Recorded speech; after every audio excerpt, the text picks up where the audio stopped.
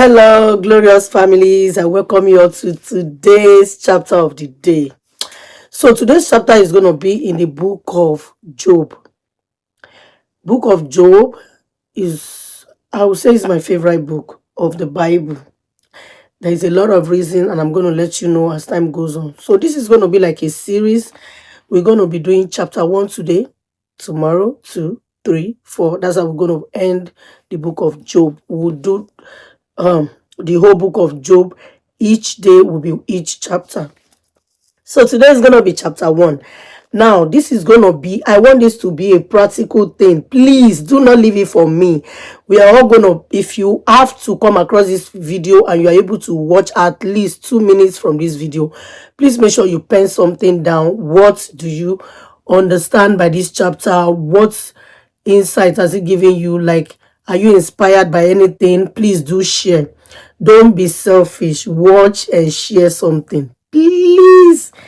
I'm very sure you yourself will understand why I love the book of Job, and I'm going to be sharing some of the things I've penned down. I think I've been able to summarize the book of Job up to maybe chapter 38 or so. I'm not sure. I'll check my notes.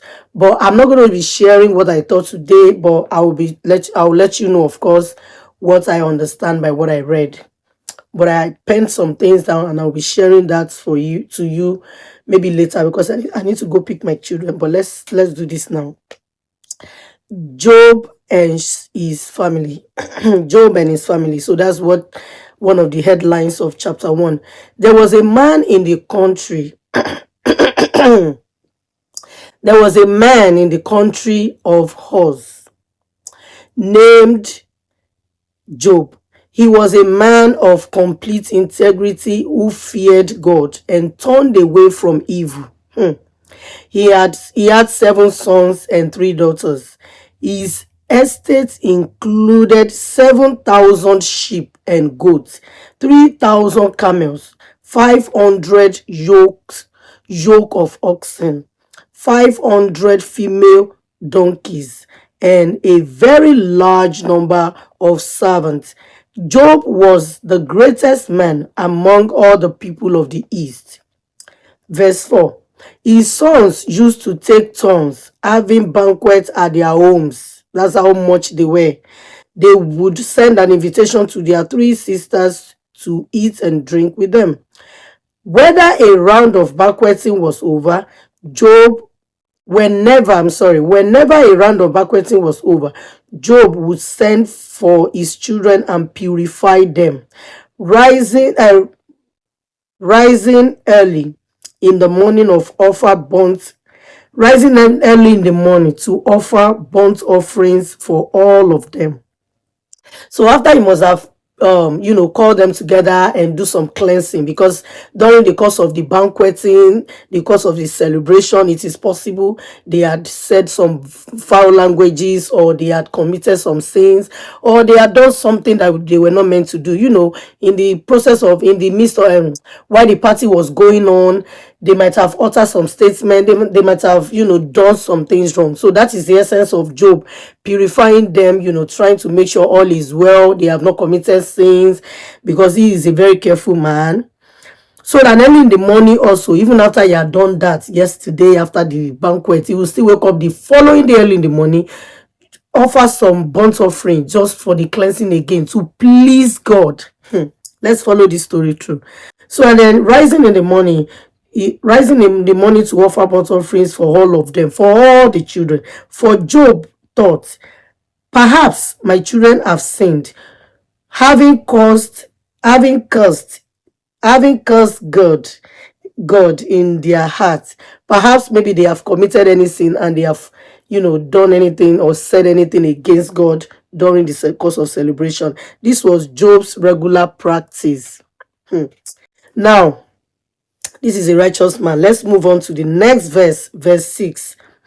Satan's first test of Job. Now, Job went to test this righteous man. That how righteous are you? How faithful can you be with God, with this your so-called God? So now I'm going to be faster, because I don't want to spend more than 10 minutes. One day, the sons of God, which came to present themselves before the Lord, and Satan also came with them. So in the midst of children of God, you can find Satan. The Lord asked them, where have you been? Where have you come from? From roaming through the earth, Satan answered him, and walking around on it. Then the Lord said to Satan, have you considered my servant Job? No one else on earth is like him, a man of perfect integrity who fears God and turns away from evil. Satan answered the Lord, does Job fear God for nothing? Haven't you placed a hedge around him? Haven't you protected him, his household, and everything he owns? You have blessed the work of his hands, and his possessions have increased in the land. But stretch out your hand and strike everything he owns, and he will surely curse you to your face. Very well, the Lord told Satan, everything he owns in your power. However, do not lay.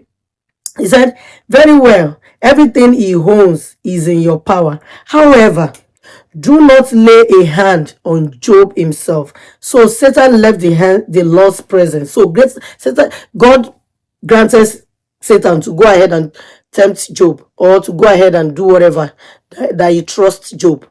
One day, when Job's sons and daughters were eating and drinking wine in their oldest brother's house, a messenger came to Job and reported, while the oxen were plowing and the donkeys grazing nearby, the Sabeans swooped down and took them away.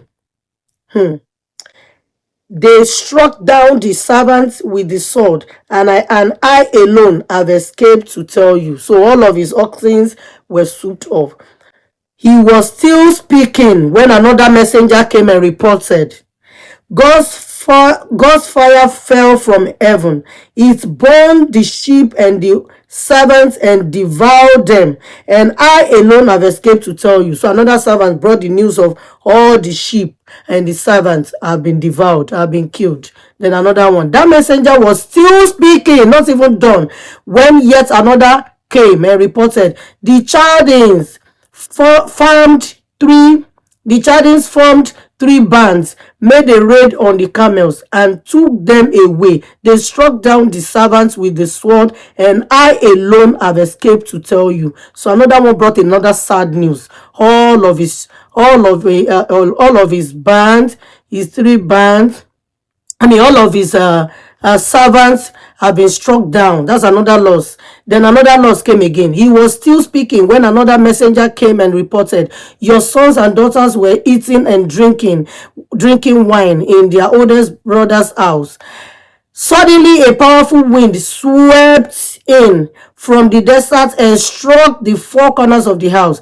It collapsed on the young people so that they died, and I alone have escaped to come and tell you. So another tragedy. Now this time around is all of his children gone.